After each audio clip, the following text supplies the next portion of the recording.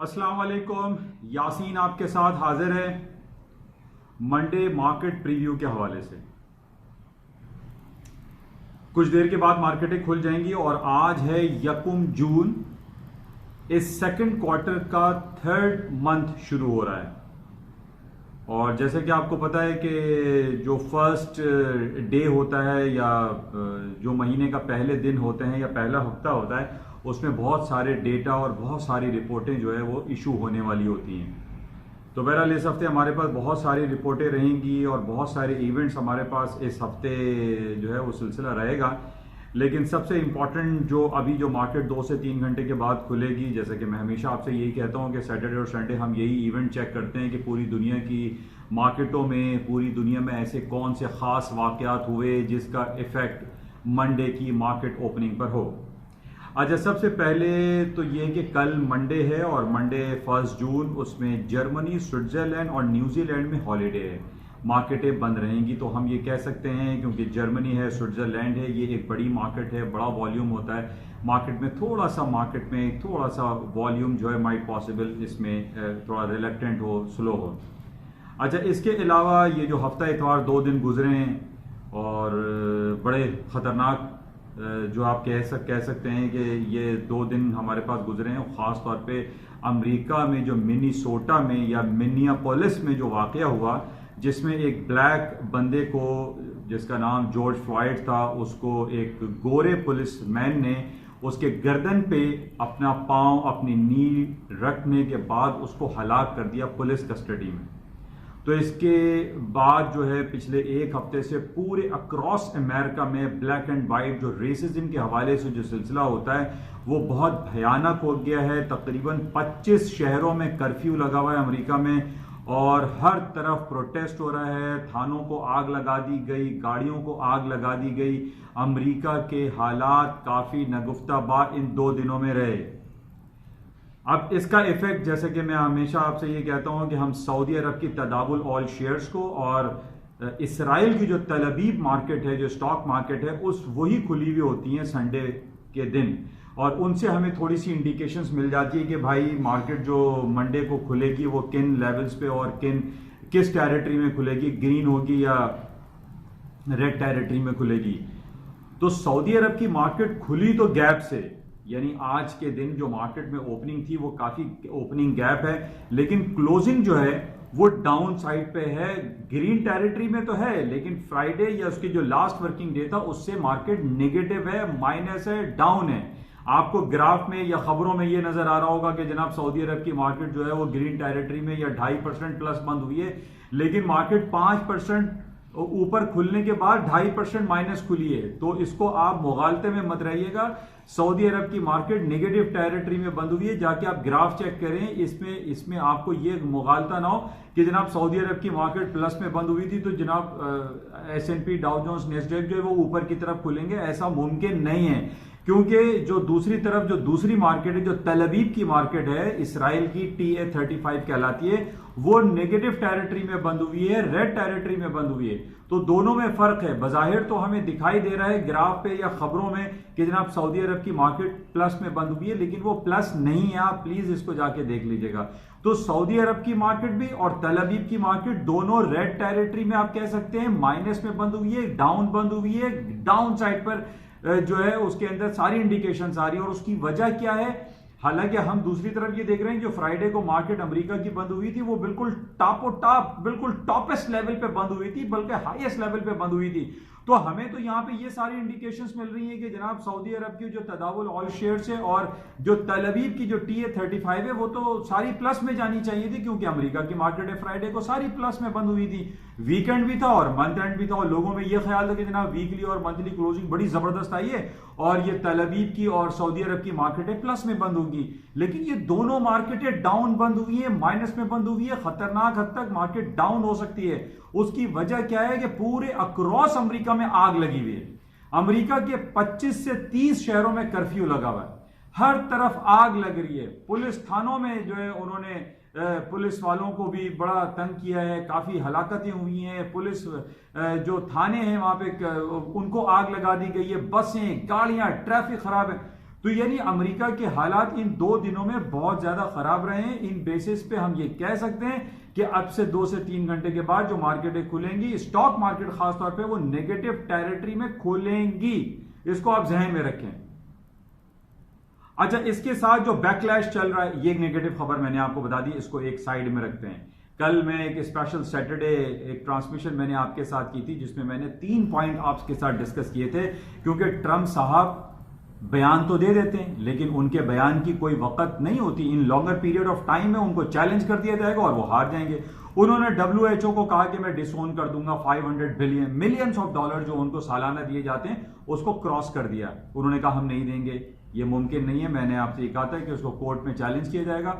Trump साहब इसमें हार जाएंगे और पूरी दुनिया से इनके ऊपर जो है बहुत ज्यादा नुक्ताचीनी की जा रही है कि जनाब इस द टाइम ऑफ नीड पे, यानी पूरा यूरोपियन कंट्रीज जो है, जर्मनी, फ्रांस, बर्तानिया, सब चिल्ला रहे हैं और वो ट्रंप के खिलाफ बातें कर रहे हैं कि जनाब ट्रंप इस मौके पे ये कह रहे हैं कि जब वर्ल्ड हेल्थ ऑर्गेनाइजेशन काम कर रही है और वो ये कह रहे हैं कि हम उनसे तमाम जो है वो 90 डेज के लिए वो होल्ड कर रहे हैं, वो कोई फंडिंग नहीं करेंगे, जिसकी वजह से ये कहा जा रहा है कि भाई इस मौके पे आपको हालात को बेहतर करने चाहिए, न कि आप ये कहें कि जनाब मैं जो वो 500 मिलियंस ऑफ डॉलर की जो फंडिंग है वो रोक रहा हूं, होल्ड कर रहा हूं, जिसकी वजह से कोरोना वायरस और ज्यादा फैल सकता है। तो बहरहाल ये बहुत नेगेटिव था। कल मैंने आपसे ये स्पेशल ट्रांसमिशन में मैंने कहा था। फिर ट्रंप साहब ने ये बात कही थी कि वो सोशल मीडिया पे बैन लगा देंगे, ट्विटर है, फेसबुक है, यूट्यूब पे, इस पे बैन लगाएंगे क्योंकि वो मिसगाइड करते हैं, मिसलीड करते हैं। ये भी मैंने कहा था आपको कि उनका आर्टिकल 230 है अमेरिका की कॉन्स्टिट्यूशन का, वो फेसबुक वाला हो, ट्विटर हो, वो जाके इसको चैलेंज करेगा और ट्रंप साहब हार जाएंगे और उनको प्रोटेक्शन हासिल है, उनको लीगल प्रोटेक्शन हासिल है इन तमाम कंपनीज को। और इसी आर्टिकल 230 जो है अमेरिका के कॉन्स्टिट्यूशन का, इसी बेसिस पे हम ये देख रहे हैं, चाहे वो ट्विटर हो, इंस्टाग्राम हो, व्हाट्सएप हो, फेसबुक हो, ये तमाम सोशल मीडिया जो है वो दिन दुगनी रात चौगनी तरक्की कर रहे हैं और billions and trillions of dollar की इंडस्ट्री ये बन चुकी है because of this 230 article of US constitution. इस बेसिस पे ट्रंप साहब इधर भी फेल हो जाएंगे। अच्छा, फिर उन्होंने ये बात की कि जनाब मैं हांगकांग के हवाले से कोई सख्त बयान दे रहे हैं कि जनाब चाइना के खिलाफ हम कार्रवाई करेंगे और हांगकांग को जो हमने फैसिलिटी दी हुई है पिछले काफी सालों से वो हम खत्म कर रहे हैं, क्योंकि हांगकांग जो है वो चाइना के साथ जो है वो बहुत ज्यादा उसका हिलाक है और चाइना उसके साथ ऊपर बैठा हुआ है। हम हांगकांग को वो फैसिलिटी जो हम दे रहे थे वो हम खत्म कर रहे हैं। तो बहरहाल इसमें भी बहुत सारे इवाम है। ट्रंप साहब जो है वो उठते हैं सुबह और बयान तो दे देते हैं लेकिन उनके बयान की कोई वक़्त नहीं है, उनके बयान की इतनी ऑथेंटिक जो है ना वो कंसिडर नहीं किया जाता, क्योंकि हर इदारा जो है वहां पे, चाहे या आपका सोशल मीडिया हो, चाहे आपका WHO या फिर हांगकांग के हवाले से, ये सारे जो सिलसिले हैं, यानी पिछले दिनों हमने हुआवी के हवाले से भी देखा, एप्पल के हवाले से भी देखा कि ट्रंप साहब ने कहा कि हम हुआवी को बैन कर देंगे, लेकिन वो बैन नहीं कर सके। वो सिर्फ एक लफ्जी बयान तो दे देते हैं, एक तकरीर तो कर देते कि जनाब मैं उसको बैन कर दूंगा, उसको मार दूंगा, उसको यूं कर दूंगा, लेकिन ये तमाम जो प्रोटेक्ट हैं, तमाम कंपनीज जो हैं वो लीगल फ्रेमवर्क में लाया करती हैं, वो सिर्फ ट्रंप साहब के एक एग्जीक्यूटिव पावर पे काम नहीं कर सकती। और इसी बेसिस पे हम ये देख रहे हैं कि ट्रंप साहब का जो एक कंट्रोलिंग पावर है वो लेस है, कमजोर है, इतने ताकतवर वो दिखाई नहीं दे रहे। उसकी वजह से ये है कि तमाम कंपनी जो है वो लीगल फ्रेमवर्क में, लीगल उनके जो कॉन्स्टिट्यूशन बने हुए साल 50, 60, 70 सालों के जो उनके जो कॉन्स्टिट्यूशन है, जो लेजिस्लेशन है, उसके अकॉर्डिंगली वो सारे काम कर रहे हैं। और यही वजह है कि हम ये देख रहे हैं कि तमाम ये सोशल मीडिया जो इतने $1 ट्रिलियन इंडस्ट्री बन चुकी है, उसको अमेरिका की कॉन्स्टिट्यूशन ने लीगल फ्रेमवर्क में उसको प्रोटेक्ट किया हुआ है, जिसकी वजह से आज हम देख रहे हैं कि ये $1 ट्रिलियन कंपनीज बन चुकी है, चाहे वो आईफोन हो, यानी सॉरी ये जो आपका एप्पल है, एप्पल में बहुत सारी सर्विसेज हैं, एप्पल है, अमेजॉन है, अल्फाबेट गूगल है, फेसबुक है, माइक्रोसॉफ्ट है, IBM है, इंटेल है, नेटफ्लिक्स है, डिज्नी, वॉल्ट डिज्नी है, ये सारे इतने $1 बिलियन एंड $1 ट्रिलियन कंपनीज हो चुकी हैं। ये ऐसी थोड़ी कि जनाब ट्रंप साहब एक एग्जीक्यूटिव पावर रखते हुए एक साइन करेंगे और वो सब कुछ खत्म हो जाएगा। नो, ऐसा मुमकिन नहीं है। अच्छा, बहरहाल जो मुख्तसर हमारे पास जो खबर है वो यही है कि अमेरिका में ये जॉर्ज फ्लॉयड का जो मर्डर हुआ है पुलिस कस्टडी में, जिसकी वजह से आज हमारे पास जो इंडिकेशन है वो कल की खतरनाक है। कल स्टॉक मार्केट डाउन खुलेंगी, मार्केट में गैप रहेगा, मार्केट डाउन साइड पे इंडिकेशन से। मैं 100% तो नहीं कह सकता, लेकिन on the basis of these all जो खबरें मेरे पास आती हैं मैं वही आपके साथ शेयर करता हूं। अब कल को मार्केट ऊपर खुल गई, आप कहेंगे यासीन साहब ने तो कहा था मार्केट नीचे खुलेगी, मार्केट ऊपर खुल गई, लेकिन on the basis of these all facts के सऊदी अरब है और तल अवीव है, इसराइल की मार्केट है, और जो 2 दिन सैटरडे संडे बुरा हाल हुआ है अमेरिका में, 25 से 30 जो शहर हैं उनमें कर्फ्यू का निफाज लगा हुआ है और जलाओ घिराओ की जो है वहां पर सियासत चल रही है। अच्छा, इसके अलावा हम बात करते हैं, जॉर्ज फ्लॉयड हो गए। अच्छा, इस हफ्ते हमारे पास एक इंपॉर्टेंट न्यूज जो यूरोपियन सेंट्रल बैंक के हवाले से, जो कि पिछले दिनों हमने अमेरिका में देखा था कि उन्होंने तकरीबन 3.5 ट्रिलियन 3.5 ट्रिलियन ऑफ डॉलर के इकोनॉमिक स्टिमुलस पैकेज दिए थे कोरोना वायरस की वजह से, जो लॉकडाउन शटडाउन के बेसिस पे था। अब यूरोपियन सेंट्रल बैंक भी जो है तकरीबन 750 बिलियन ऑफ यूरोज के जो है वो फंडिंग करने जा रहा है, वहां की जो डिफरेंट कंट्रीज है उनको वो असिस्ट करेंगे। तो बहरहाल इसको भी देखेंगे। ऐसा इसके साथ ही हमारे पास इस हफ्ते एक और मीटिंग शुरू हो जाएगी बरतानिया के ब्रेग्जिट के हवाले से, कि बरतानिया जो है वो 31 दिसंबर 2020 में फाइनली वो यूरोपियन यूनियन से अलहदा हो जाएगा। इसके सिलसिले में तमाम फिर दोबारा से बातचीत शुरू हो रही है, तो ब्रेग्जिट को हमें बहुत क्लोजली देखना पड़ेगा। ब्रेग्जिट के बेसिस पे बरतानवी करेंसी पाउंड स्टर्लिंग डाउन हो सकती है, जो खबरें आ रही हैं कि इस पे और मजीद बातें होंगी। यूरो की मार्केट में कोई ज्यादा इतना पोटेंशियल बैरल एग्जिस्ट है, उसका जो टेक्निकल मैंने आपको लेवल बताया था 1.1020 से ऊपर ही अभी मार्केट बंद हुई थी, तो मार्केट उसके ऊपर ही चल रही है। बैरल इसको हम देखेंगे। और बाकी स्टर्लिंग की निगेटिव खबरों की एक वजह यह हो सकती है कि बरतानवी जो सेंट्रल बैंक है वो निगेटिव इंटरेस्ट रेट की अब बातें कर रहा है। हम देख रहे हैं कि तकरीबन 0.5 बेसिस पॉइंट जो है उनका इंटरेस्ट रेट है, उसमें नेगेटिविटी की बात कर रहे हैं। यूरोपियन सेंट्रल बैंक भी नेगेटिव की बात कर रहा है, अमेरिका भी नेगेटिव इंटरेस्ट रेट की बात कर रहा है। तो बहरहाल इसको हम और ज्यादा देखेंगे।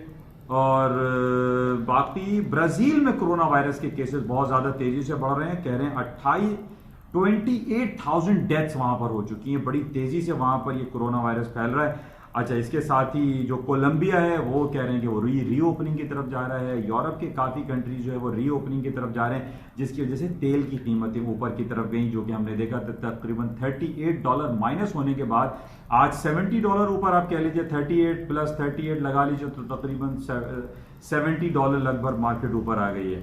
तो तेल की कीमतों में भी कुछ तेजी हम कह सकते हैं, लेकिन चूंकि ये स्टॉक मार्केट है डाउन साइड पे खुलती हुई दिखाई दे रही हैं, तो तेल की कीमतें नीचे आ जाएंगी। उसकी वजह यह है कि जब इकोनॉमिक स्लम्पिंग सिचुएशन में आती है तो तेल की कीमतें भी नीचे आ सकती हैं।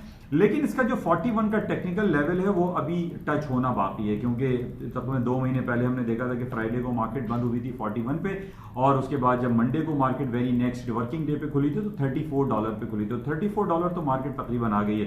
तो टेक्निकल ग्राउंड पे जो 41 एंड $34 का जो गैप है, जो तकरीबन $7 का गैप है, वो गैप फिल होना है। जैसे मैंने हमेशा आपसे ये कहा है कि ये गैप सूनर और लेटर फिल हो जाता है। तो माइट पॉसिबल ये जो हम बहुत ज्यादा एक प्रोडक्शन कट के हवाले से बहुत ज्यादा बातें सुन रहे हैं कि सऊदी अरब ये कह रहा है कि हम डीप कट की तरफ जा रहे हैं। रशिया ने कहा, रशिया और ओपेक प्लस कंट्रीज जो है वो डीप कट की बातें कर रहे हैं। इन बेसिस पे तेल की कीमतें ऊपर जा सकती हैं, लेकिन कल की जो हमारे पास खबर है उसमें यही दिखाई दे रहा है कि तेल थोड़ा सा डाउन होगा, उसके बाद माइट पॉसिबल थोड़ा सा डीप कट की जो बातें इस बेसिस पे मार्केट ऊपर जा सकती है।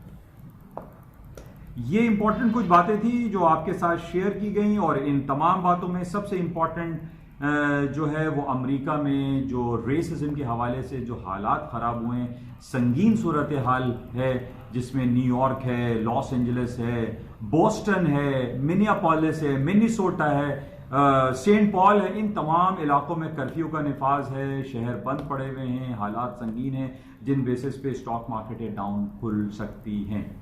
इंशाल्लाह राब्ते में रहेंगे। कल बाकी सुबह की मॉर्निंग ब्रीफिंग में आपके साथ हाजिर होंगे। उस वक्त तक के लिए इजाज़त दीजिए। जाते हुए आपसे ये रिक्वेस्ट मेरी हमेशा रहती है कि इस यूट्यूब चैनल को, जो कि बहुत ही उर्दू और सहल अंदाज में है, मेरी कोशिश होती है कि एक सीधा सीधा बातें आप लोगों को बता दी जाएं, कुछ आप अपने पोर्टफोलियो को मैनेज करने में आपको सहूलत हो सके, सेल की जगह बाय और बाय की जगह आप सेल ना कर लें।